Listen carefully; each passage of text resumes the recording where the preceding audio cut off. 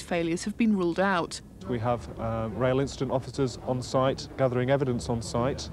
We will be interviewing the driver, signalman, our contractors to gather evidence to determine the cause of the accident. Evening commuters at Charing Cross tonight faced long delays on the line between Sidcup and Dartford. It meant Albany Park, Bexley and Crayford stations had no services. There is some damage to the track and to the bridge work at the point at which the train came off the lines.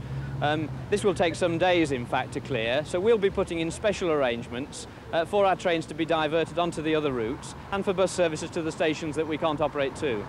But with this much damage to the embankment, it could be weeks before passenger services are back to normal. Rebecca Garrett, Newsroom South East.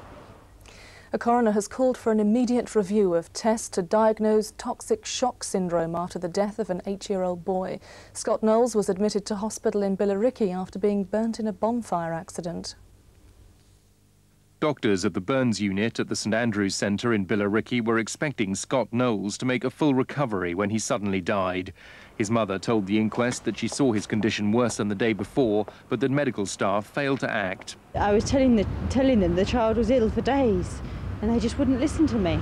I hope his death saves somebody else's little boy or girl. Toxic shock syndrome is a little understood condition where the body's own bacteria poison the blood. Doctors told the inquest that Scott showed none of the normal symptoms until shortly before he died. Recording a verdict of accidental death, the coroner, Sir Montague Levine, said that what happened to Scott was very hard indeed to explain. The onset of toxic shock syndrome was unusually rapid, giving the doctors little time to react.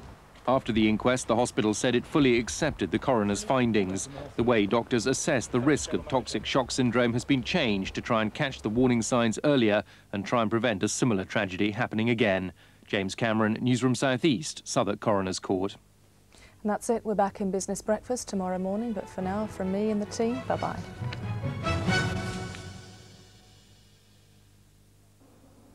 Good evening. There will be some bright and frosty weather around first thing tomorrow morning, but right now we're still watching the rain. In fact, on the locals...